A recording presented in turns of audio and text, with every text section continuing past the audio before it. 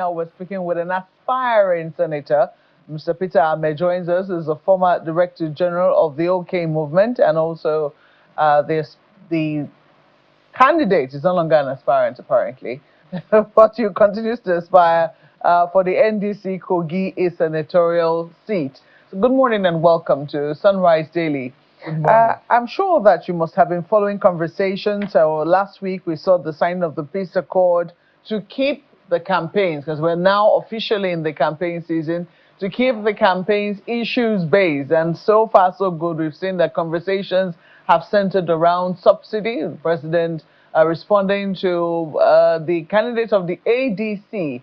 And yesterday, your candidate, the candidate of the NDC, was also out at the NBA talking also about the subsidy issue, as well as a host of other matters as well. We saw quite a number of candidates there as well.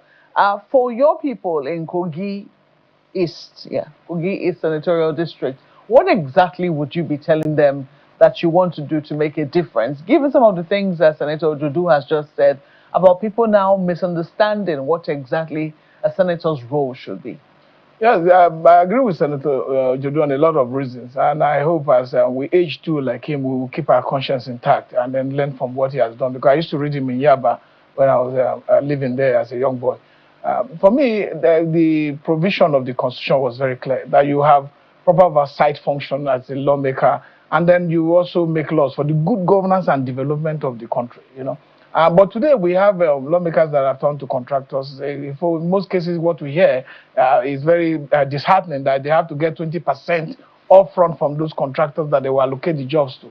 And this is not good for our country, because they have also abandoned their primary responsibility to make laws for the good governance and development for the country. Because when last did they make any, very, tailored law, to be able to provide, protect lives and property across Nigeria? Because if where I come from, we are blessed with land, arable land, that is fertile, that will be able to, generate food for this country. And for now, we're not doing that because there's a lot of security challenges that are setting my people behind, behind this thing. And there's a lot of lack of infrastructure, lack of federal government presence in Kogi East. There've not been any kind of direct, deliberate interventions that would have helped to, uplift the lives of our people around those communities. The 9 local government, from Bassa to Igalamela, to Dolu, to Ampa, to everywhere you go to, you find out that this absence is really something that behoves on somebody who is representing the interest of the people to speak loudly and to put it as a major discussion at the National Assembly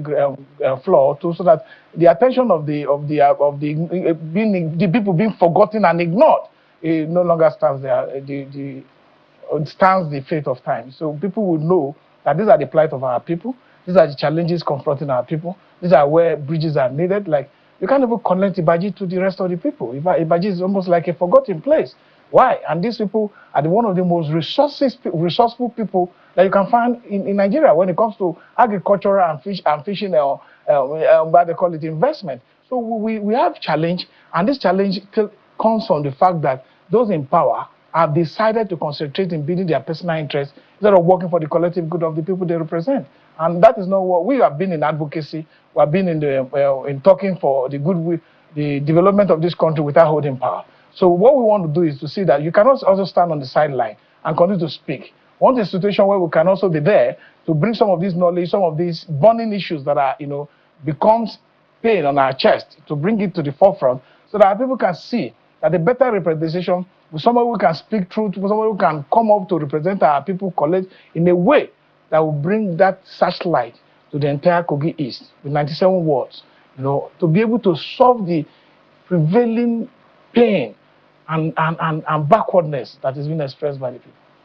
Well, campaigns are as I say, you campaign in prose, and you govern it. You have to govern. Oh no, campaign in poetry. You have to govern in prose. Sorry. But I'm just a little curious. You recently resigned your position as the Director General of the Obi Kwankwanso movement. Is there a reason for that? No, the reason is very clear. It was stated in my resignation, in my stepping aside later, which is just stepping aside. Yeah, it's just stepping down, because the issue is that I want to run for election. And my interest totally is to run for election, is to run for this Kogi Senatorial District Senate seat.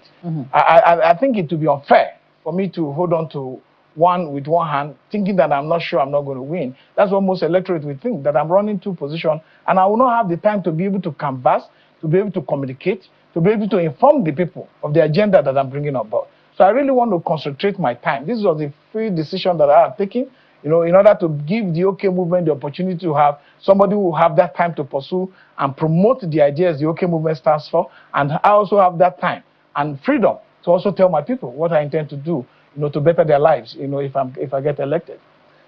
Oh, quite a number of things. I'm sure that you have been also listening to this subsidy conversation. But how would you weigh in on it? Because there's people who say that we seem to be phrasing the conversation wrongly in terms of whether this is a conversation of bringing back subsidy or, not bringing it back. But essentially ought to be a plan for what exactly is the economic pathway for Nigeria forward.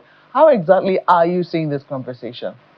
The conversation is for a lot of people, Nigerians have suffered, from the removal, the hasty, the unplanned removal of a subsidy, because government is supposed to do things and have proper plan on how to cushion the negative effect that you have on the people. Because the day the president announced subsidy was gone, transportation actually skyrocketed to over 400%, and that also affected the the pocket expenses of the ordinary man who earned 70,000 naira. So the money they were earning was not enough to take them home anymore. They had to look for every other shortcut to be able to survive. So the subsidy removal himself was necessary because the corruption became too much. But what the president should have done is what some other presidential candidate like P2B is talking about.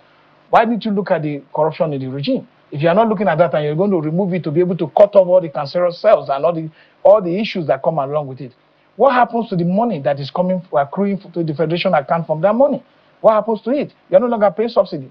You are no longer having any extra, allocation that will be able to go for subsidy, payment to whether through fraudulent processes or through clear processes. But the issue now remains. In 2012 to 2014, Jonathan spent about 280 billion in Shopee. And we saw the effect. We saw buses. We saw school, universities, centers being renovated. We saw hospital getting, equipment and all that necessary medical supplies. But we've not seen anything coming out of this, despite the subsidy removal, despite the reduction in the theft of crude oil, despite the level of money that have come from the windfall to the Iraq and the American crisis, Iran and the American crisis. So where is the money? Have you taken a look at the recent scorecard released by the Ministry of Finance? What was it? What was the scorecard about? The president, I would listen to the president about 3 weeks ago, and he said that the transporters should allow public people to benefit from the benefit of the CNG.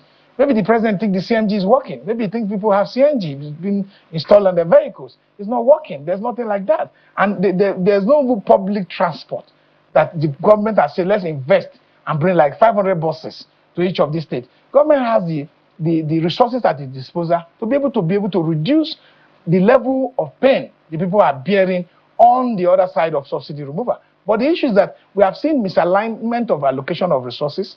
We have seen misappropriation. We have seen mismanagement of that. So you haven't taken a look at that scorecard at all? What is the scorecard? Perhaps you should take a look at it, and then I would think that parties that are really serious about criticizing. No, what is the scorecard? I don't know whether it's one. What is the scorecard? What is the scorecard? You did not witness the release of the scorecard recently done by the Ministry of Finance, which was essentially trying to account for what exactly the state of finances have been for the country since subsidy was taken away. I think even your candidates mentioned the fact that 15 trillion naira was, saved, so to speak, even though they say that 10 trillion went to states. So, but I'm giving you too many details. Let Ayo give you one question before we round up this particular session.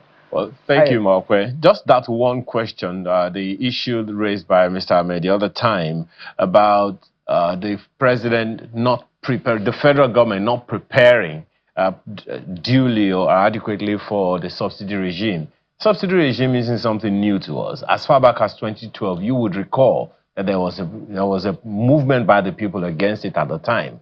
And even the previous government, the Buhari government before this one, already declared in December into January that there is no budget beyond June 2023 for the subsidy. So when you say Nigeria did not prepare for the subsidy regime. I want to understand exactly what you mean. Is it that no one of us knows what is happening? The corruption regime in that area is something that is unknown to us? I want to understand that a little better.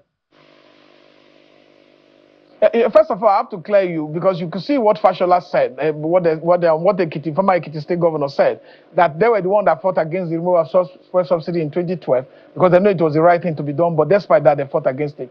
And yes, we looked at. You said that Nigeria as a people already know the pain of what the fuel subsidy was causing on the economy. But the issue is that the government itself. You talk about Buhari. Even during the Buhari regime, there was the under recovery being paid for subsidy. Even under the president, there were money paid for subsidy removal and tagged a different name. So we cannot be trying to deceive the public. What I'm saying about subsidy removal is that if you have enough saving, why the level of borrowing has increased, you could say you have saved money. What the money you have borrowed, what have you used it to do? The money we have earned that are accrued to the federal government the federal government share of whatever FAC allocation is about 53%. What has the federal government done with its own share of that allocation? What we have not seen infrastructure. People are stranded on the express road as of yet. In the last 5 days, we have not seen road. We just talked about substandard infrastructure being put on our federal highways. We have not seen any kind of deliberate attempt to say these resources is being invested in universities that are university dormitories, are university centers, are now having advanced technology. That we have new federal medical centers springing up with the resources that have come in from the subsidy removal, the gains. But these are why we are saying the federal government led by President Tinubu did not properly plan. Because if you have planned, you will look at what was done with Abacha, you will look at what was done with Jonathan, and have a way to cushion the effect on the ordinary Nigerian populace. Because it is not about you telling us 36 governors are getting more money. Is that money they are getting, is it trickling down to help reduce the burden, economic burden, the hardship that the ordinary Nigerians are facing? These are the current challenges. You can't just satisfy 36 people and say you are satisfied the entire Nigeria. Nigerians are suffering. Nigerians are not seeing the positive side of the subsidy removal because there's a total mismanagement of the resources, there's a total misallocation of the resources, and total misalignment of that resources. That resources should be tailored in helping the people have a better standard of living. The level of poverty today, the level of out-of-school children today is high. What have we used that to do with our educational sector? What have we used that, the kind of military, the hospitals we have today, and now we're built under the military. What are we investing? Can Nigerians, those who work in Nigerian government, who are appointed by Nigerians as ministers, as governors, can then go to any public hospital in Nigeria and then get medical treatment? Can their children attend public schools? These are the reasons, these are the questions we are asking on behalf of Nigerians to see that money generated, money realized from the removal is used to better the loss of our people. Just to say that Mr. Peter Ameh has now moved from the realm of advocacy. He is now running for office as the candidate of the NDC, that's the National Democratic Party, Kogi East Senatorial District. Thank you so much for speaking with us on Sunrise Daily this morning. We hope that you keep your fire as this campaign season continues. Thank you once more. Thank you for that.